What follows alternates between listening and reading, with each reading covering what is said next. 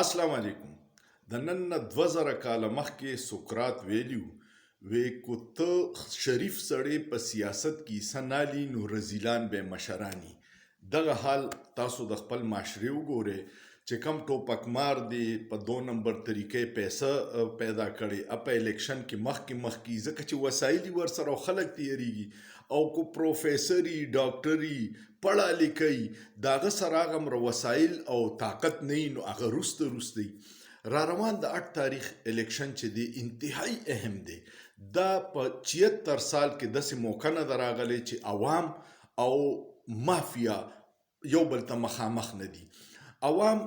په دې ملک کې ډېر مظلوم دي او بدقسمتي څه دی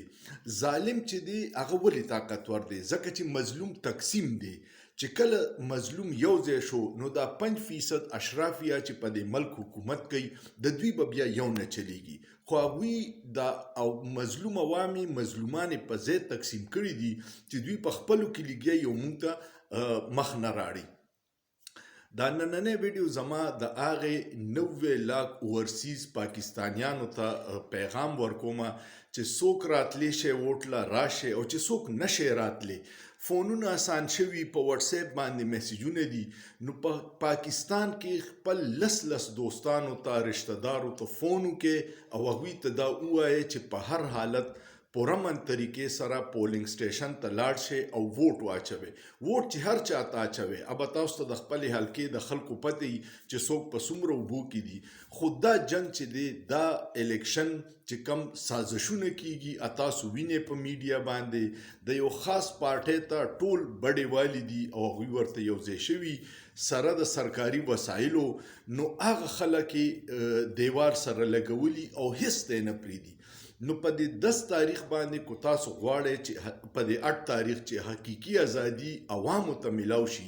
نو هغې دپاره کوشش وکړئ چې خپل پاکستان کې دوستان رشتہ دار ګاونډیانو ته فون وکړئ ورته ووایئ چې په 8 تاریخ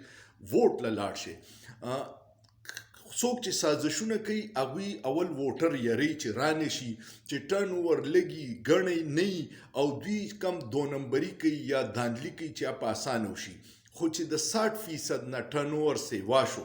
ووټران کو ډېر په ګڼ تعداد سره راووته نو د هغوی چې څومره د داندلۍ منصوبي اب ټولې ناکامه شي. کو دوی 10,000 جعلي ووټ اچي او 50,000 خلک راووتو نو دغه د جعلي ووټونو منصوبه به ناکامه شي. کو دوی بکسې پټي خو چې خلک ډېر په پولینګ سټیشن وي دغه منصوبې به ناکامه شي. نو ټولو کې دا شعور راولي اویرنس راولي اورسیز پاکستانیان چې په څه لیول پیغام پاکستان ته رسولی شي خپل فیملیز ته خپل کورونو ته خپل یاران دوستانو ته چې په 8 تاریخ پرامن اوسئ ووټ واچوئ او بیا د خپل ووټ حفاظت وکړئ. امید لرم چې ستاسو به دا ویډیو خوښه شي. دا ویډیو ډیره شیر کړئ چې هغه هر پاکستاني ته ورسي چې دنیا په هر ګوټ کې دی چې هغه په دې پیغام باندې عمل وکړي او پاکستان کې د ووټ باندې د فرسوده نظام د بدلولو بنیاد کیږي.